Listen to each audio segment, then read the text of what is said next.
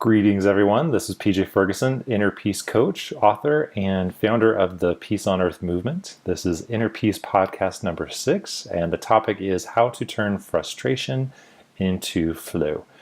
Before we get into that, I wanted to talk just a little bit quickly about why I started the Peace on Earth movement, and primarily the number one reason I started it is because I really feel like most people want peace and happiness and harmony in their lives.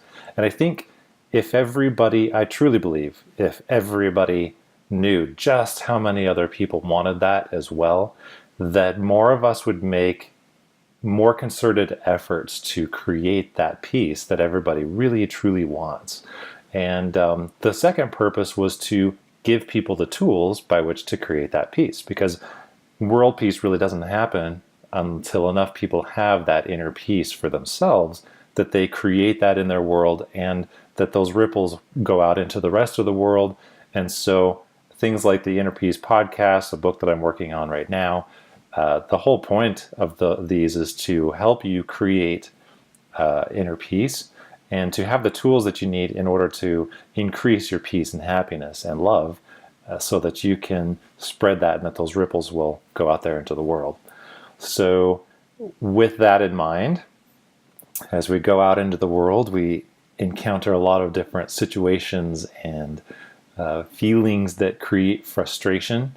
And it can be really difficult to know what to do with that frustration, how to pull ourselves out of that frustration and get back into flowing with life, flowing with happiness, with peace. So the quotes that I would like to start with, the first one is from one of my favorite movies, Doctor Strange, and it's when the Ancient One, played by the incomparable Tilda Swinton, says, "You cannot beat a river into submission. You have to surrender to its current and use its power as your own." And the thing I love about that is that we go through life with this illusion of having control. We think that we can control our lives, we can control other people, we can control the world, we can even control the infinite universe in which we swim. And that control is fleeting, because it's like she says, it's like trying to beat a river into submission, and it's useless. We'll just waste our energy. So the next quote is by T.F. Hodge, and it is, "During moments of strife and dis-ease, check your flow and redirect your focus to that which is naturally good." And that's another great quote, because the frustration, or dis-ease as T.F. Hodge is calling it, it's when things get in the way of our ability to flow through life smoothly and freely. And focusing on that which is naturally good, for me, it's going for a great hike, being out in nature. That's my number one. Focusing on those things helps us get back into the flow of ease, of freedom. So when we talk about energy in physics, it has two basic states, potential energy and kinetic energy. And I'm going by my junior high definitions of these, because when you get into advanced relativity, the issue gets pretty wishy-washy. It's all relative. So basically speaking, potential energy is stored energy. It's not moving. And kinetic energy is energy that's in motion. So in terms of spirituality, energy has the same forms. I refer to them as frustration or flow. Frustrated energy is energy that isn't moving freely. It might be stuck a little in ways, or at least has obstacles to its free flowingness. And flow is energy that is free flowing, obviously. So as you look throughout history, even in modern times right now, countless people, gurus, experts, philosophers, doctors, scientists, have tried to find the best word to describe that ultimate state of happiness, of peace, of inner freedom. Some call it bliss. That's a great word. I think bliss describes something that's more than just happiness or peace or even love. When I tried to think of what I thought described that greatest state of bliss, I came to flow. And after doing some research, I discovered that lots of other people had also used that as their best descriptor of happiness. And one of my favorites is the scientist, Dr. Mihai Csikszentmihalyi, which is a mouthful. If you want to know how to spell it so that you can find some of his resources, that's on the blog, peaceonearthmovement.org, or you can also go to innerpeacepodcast.com.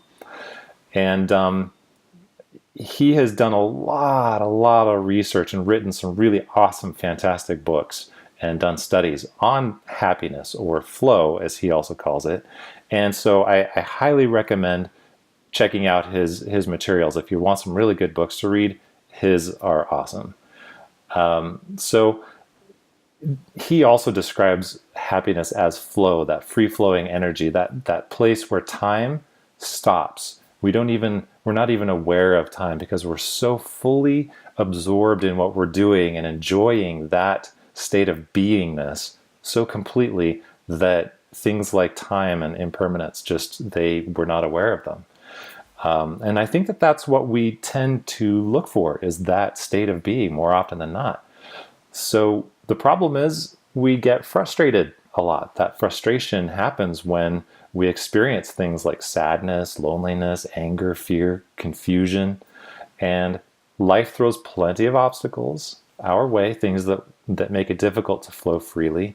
Loss of a loved one or precious possessions, disappointments, new or unfamiliar circumstances, feelings of isolation or low self-esteem. Even other people can make life almost intolerable, right? They make it frustrating. And now the problem, this is kind of the potential energy part of this, if our flow gets frustrated enough and we hold on to that frustration, that energy can become what I call stuck. Stuck energy is frustration that we're holding on to. So energy that becomes stuck becomes intensified. So for instance, feelings of sadness become crippling depression. Anger can become rage. Fear can paralyze us. Now, these are stuck energies. And so the point of this podcast is to talk about how we can flow through these experiences of life when we're experiencing frustration. How can we move from that state of being back into a state of flowingness, okay? So the first takeaway is to just remember flow is our natural state of peace and happiness. I think that is who we are at our very core. Before life happens to us, those are the things that we're truly seeking, which is, feeling safe, feeling happy, at peace, harmony with ourselves and with the world. And flow describes that free-flowing energy, that sense of connectedness, beingness, self-confidence that we desire. And if you think of children, this is where I always end up going, is like, as children, they seem to be in a natural state of flow. They sing, they dance, they play spontaneously just for the sheer bliss of being alive. If you think about when you were a child and, blocks of wood could turn into a castle, or cards could become a castle, or, we used to play with Legos and we'd turn those into spaceships. And for me, with, that childlike imagination, it was so real, it was so powerful, it was so alive. And even as grown-ups, I believe that flow is our natural state of being. That isn't gone, it's just dormant, because frustration seems to find its way into our plate. Sometimes frustration can seem like a constant companion. So whereas children seem to be resilient in the face of adversity, and they bounce back from it quite readily, adults tend to get ensnared by the drama of living. So I want you to think to yourself, why are children so much freer and flowing and resilient compared to adults? And what thoughts you might have about that. And that kind of takes me to the second takeaway. Again, the first one is just to remember flow is our natural state of peace and happiness. That's where we would return to if we weren't so frustrated. And so the second takeaway is frustration starts with resistance. So I wanted to share with you what different types of resistance we encounter. This isn't all of them necessarily, but these are some major categories of resistance that we run into as just a natural part of living. The first one is running away from potentially painful circumstances. When something bad happens, we have a very natural emotional reactions. When we experience loss, we feel sorrow. When we feel threatened, we experience fear. When we need the courage to stand up for ourselves, we feel anger. That anger gives us the energy that we need to stand up for ourselves. But to be quite honest, none of those emotions feel great. Even anger is, we kind of fear those feelings that we have of sorrow, anger, fear. They don't feel great. And in fact, sometimes we call it suffering. And as time goes by, we get this unconscious urge to think, no, I don't want to feel that. We start avoiding the thoughts, the people, situations, and other circumstances that might lead us to these uncomfortable or difficult emotions. And I'm going to do another Inner Peace podcast about how to deal with difficult emotions. But the focus of your life can't be all about avoiding suffering. Otherwise, you're not really living. A life focused solely on avoiding pain is no life at all. It's what I would call an early death. So the next one is avoiding difficult emotions. Life, despite our best efforts, is going to inevitably drop painful circumstances on our doorstep. And those difficult emotions of sorrow, fear, anger are naturally going to pop up. And resistance can come from when we try to circumvent these difficult emotions by burying them, avoiding them, denying them. Okay, so as we try to avoid those feelings, we create resistance for ourselves. And that resistance is frustration. It turns into frustration. The last category of resistance that we create for ourselves is judgments, assumptions, attachments, and expectations. One of the reasons children are so free in life and their energy just spontaneously flows freely with happiness is that they're free of those judgments, assumptions, expectations, and attachments. Their love is pure and unconditional. Adults, however, our love is definitely not pure, and it's riddled with conditions. Probably it's not pure because it's riddled with these conditions. We have judgments about people's appearance, their behavior, whether they conform to the social norms or not. We have assumptions that people should see things the same way that we do, or that they've experienced the same things in life that we have. We assume that they should think about things the same way as we do. We expect life to follow our agenda. We expect people to follow the rules that we have for them. When I go out on the road, I expect people to be courteous and drive safely. Nope. That's the farthest thing from most people's minds, in my experience. And attachments. We get attached to impermanent things, which is everything, whether it's people, places, memories of the past, material possessions. We get attached to those. And as life naturally takes those away from us or us away from them, we experience resistance, frustration, and suffering. So, with those in mind, how do we turn frustration into flow? The first thought I have for you is to accept that flowing with life means taking the good with the bad. Kind of reverse all of the takeaways that I've given of the things that create resistance. So flow with all the circumstances in your life, the good, the bad, the ugly. Yeah, we're going to try to create peace and happiness the best that we can, but we're going to make some poor choices because we didn't know what would come along with it. We just did the best that we could. And life in general is going to bring difficult circumstances to our door. The point is to flow with those difficult experiences and circumstances.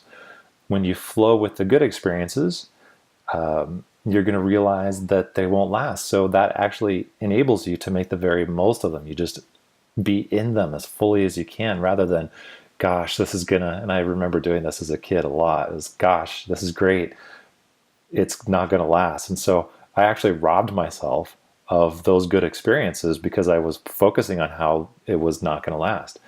But flowing with them instead, I am able to make the most of the good experiences. I connect with them completely and embrace them because it's like, this isn't going to last, so I'm going to enjoy it as much as I possibly can. And so flow with all the circumstances in your life, good or bad. Flow with all the emotions that arise. For years, I had a difficult, painful emotions to deal with from my past. They were so intense, honestly, that I felt like I might be overwhelmed. That part inside of me felt like I was going to die if I really opened the floodgates of all that pain that I hadn't yet faced. And so it's important to understand that you're not your emotions, okay? When your emotions are done flowing, those painful ones, you're going to return back to your natural state, which is peace and joy. Rather than holding on to peace and happiness, you get to embrace them, you flow with those, and you make the very most of them. And so, again, flow with all the emotions that arise. Anger, when you're done feeling it, it'll just go its merry way, and you'll return back to peace. Fear, sadness, let them flow. Flow with them. They're helping you experience this life. Sure, it's not always awesome. It doesn't always feel great. In fact, sometimes it just plain sucks. But the point is that as you flow with them, they will go their way and they'll be done. And you'll be able to return back to balance and harmony within yourself and your life. And the third thing, those judgments, expectations, assumptions, and attachments, ditch them. I think once you start paying attention to how many judgments, expectations, attachments, and assumptions that you have, you'll probably be astonished just how many you have. So ditch them whenever you see those arise, when you notice it's like, oh man, I was really judging that person. Oh God, I have this assumption that, this person would think or feel the same way I did, and it wasn't even close. Life is like a great ocean, and it's flowing, and it's got enormous tides that, in comparison, we're just barely a bubble in the sea foam that's floating on the top of that ocean of life. And so the best that we can do for ourselves is to flow with that to our greatest ability, to flow with the power of life. So just to give you a few more tools that you can use, I know that this podcast is going longer than the other ones, but there's some really great stuff that I couldn't not share with you. And I didn't want to spread it into more podcasts. It's just turning frustration into flow is a huge thing that if you practice this daily, you'll experience amazing shifts in your life from that frustration to greater peace and joy. So a few more tools for you are to take a time out whenever you need. And this timeout means to stop. Practice what I call the interrupt. You interrupt whatever negative mental or emotional state that you're in. When you interrupt that, you have the chance to check in with yourself and be present in the moment. And as far as my personal experience, that is the greatest tool. Interrupting and being present in the moment are the greatest tools for creating peace and happiness that I've ever exercised. Because once you're present, aware, and connected, with that moment, conscious of what's going on right now, paying attention, that's where all the power to direct your life happens. So if you're not present in the moment, you really don't have much power or influence on your life. And you're not going to be able to flow too much because you're caught up in your head in the story of what you think is reality. So take timeouts whenever you need to. Interrupt whatever's going on. Stop, drop whatever you're doing, and breathe. Just breathe and be present. The next tool is to ground yourself. Find a powerful symbol, ritual, or image that gives special meaning to your life and is grounding for you. Because it's kind of like a kite. A kite flies in the air, and if it doesn't have an anchor, it's actually just going to go crashing down into the ground, right? It needs to have something anchoring it in order for the wind to lift it up. So we're the same way in a way. Being grounded means connected, and connected energy in physics is energy that flows, and disconnected energy tends to be erratic or destructive. So choose a symbol with special meaning. People use things like stones, crystals, gems, statues, say like a statue of Buddha, or they might use actual symbols like runes. I have a tattoo on my arm that is a couple runes that have great meaning for me, because one thing I love about Viking writing is that every letter has its own meaning, very specific and deep meaning, It's got gods and goddesses that are tied to it, mythological stories tied to it. And so every letter isn't just a letter. It's got an entire mythology that has a special meaning. So find a symbol that grounds you. And I had it tattooed right here so I would see it every minute of every day. And that helps to ground me on what these symbols mean. Choose a ritual that gives you a strong sense of meaning or connectedness. Rituals can be things like meditation, prayers, spells, or mantras. Doing volunteer work actually can be a ritual. Even yoga or going on a nice hike or a nature walk can be immensely grounding spiritual rituals. Another thing you can root yourself in is your higher self, the idea of your best self, however you like to call it. I like to call it my true self. If you're constantly checking in with your best self and asking, okay, in this situation, what would my best self do? You're more likely to make wise choices. You're more likely to open up your mind to things that maybe you're not normally used to. And mostly just an effort to be your very best self. And by being your best self, you bring that into your reality in a very strong and powerful way. So I use all of the above things. What I do as far as, symbols, rituals, my sense of self shifts because I like to shake things up. And right now, my favorite is the symbol of the tree of life. I like to envision the roots actually going into the earth and communing with the strength of the earth, and the trunk being standing tall and steady. And then I envision the branches reaching out and embracing the light of the sun, which to me is a cleansing and empowering energy. So that imagery reminds me to flow with my own inner strength and to connect with this infinite universe, which I'm part of. So think of some different symbols, rituals, or an idea of a sense of her higher self that could help you ground yourself. Okay, another tool is let go. Going to keep this pretty simple because the idea is obvious. Let go of your judgments, your assumptions, your attachments, expectations. Let go of your emotions. This doesn't mean to push them away or to not feel them. It means to just let them flow naturally through you. And when they're done, you will still be there. You'll be okay. Let go of the illusion of control. Remember that quote about trying to beat the river into submission? Let go of that illusion of trying to control your life. Just show up to your life. Do your very best. Make the best choices that you can. Okay? That is the power that you have. And it's not control. It's influence of you showing up to your life in your very best way. And just a quick reminder that forgiveness is a form of letting go. That's really what forgiveness is to me, is just letting go. Okay? Another thing that can help you turn frustration into flow is to identify your triggers. This is a big one because usually when we get into a place of, we're stressed out or we're angry at something, we tend to go that, whatever it is that we tend to go to the most often, there's usually triggers that get us there. So if you can identify what those triggers are, you can actually stop some of those frustrations before they even start. Now, if it's a circumstance or a person, you know that you can create some healthy boundaries. You can edit your life so that maybe you don't encounter those people at all, or maybe in the same way that ends up being a trigger. If you know that person's going to say certain things or push your buttons, just realize that, hey, this person's a button pusher. I can either just not let them push my buttons, or I can not be in their presence where my buttons are going to be pushed, okay?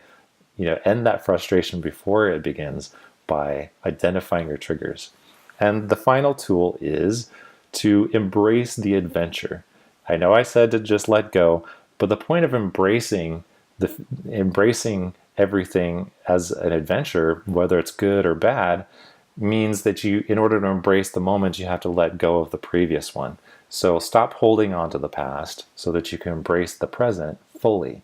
When you do that, it will empower you to make the very most of that present moment and to make it the best. And if it's not great, then you got to change it. You got to get yourself out of there. Okay? So a few homework ideas. Well, it's really just one homework idea, is to identify a frustrating circumstance or emotion in your life. See if you can figure out what's causing this circumstance or frustrating emotion. Get familiar with the thoughts, the emotions, the triggers, any attachments or judgments you might have. And are you flowing with those emotions or that situation or not? Are you getting hung up on something? Are you trying to avoid some type of a painful circumstance and therefore creating more suffering for yourself? And once you've identified the circumstance and what's leading up to it, plan some good ways to turn this frustration into flow, whether it's the circumstance, whether it's a situation, a person, an emotion. Figure out what tools you're going to use to turn that into flow. Now, this podcast, I've shared a lot of really great tools. If you don't want to listen to this again, or you're somebody who also likes to read, you can check these out on the blog, innerpeacepodcast.com. And here's 3 more tools, which I will talk about again. I'll probably talk about them a lot because they're super big ones. These are 3 more tools that you can actually use to turn any frustration or frustrating circumstance into flow. I've used them again and again and again, and I've proved that they are super powerful tools for either avoiding frustration or transforming frustration into flow. And these tools are gratitude. It's a huge one. You could keep a gratitude journal or find something about your frustrating experience, since we're talking about a specific one here. Figure out what you could be grateful for. Forgiveness is the second tool. What can you forgive? Who can you forgive, including yourself? And compassion. Who can you be compassionate for, again, including yourself? So gratitude, forgiveness, and compassion are immensely powerful tools, which all of us are aware of, but we don't use them enough. So if you're experiencing frustration, any one of these 3 tools can transform that situation into flow. So I'm going to leave you with a couple great quotes. The first one is by Mihaly Csikszentmihalyi, just because he's kind of I'm a fan of his. And his quote is, "The task is to learn how to enjoy everyday life without diminishing other people's chances to enjoy theirs." And I'll just mention quickly that your peace and happiness will never, if it's true peace and happiness, it will never come at the expense of somebody else. In fact, your true joy and peace will enhance other people's peace and happiness. And then the last quote, also Alan Watts, I'm another huge fan of him. He's my idol, Alan Watts. And he said, "The only way to make sense out of change is to plunge into it, move with it, and join the dance." So join the dance of your life. Get out there. If it's to the beat of your own drummer, so be it. Get out there and dance and just embrace the adventure of your life. This is PJ, sending you peace, love, and happiness, and I will see you at the next Inner Peace podcast.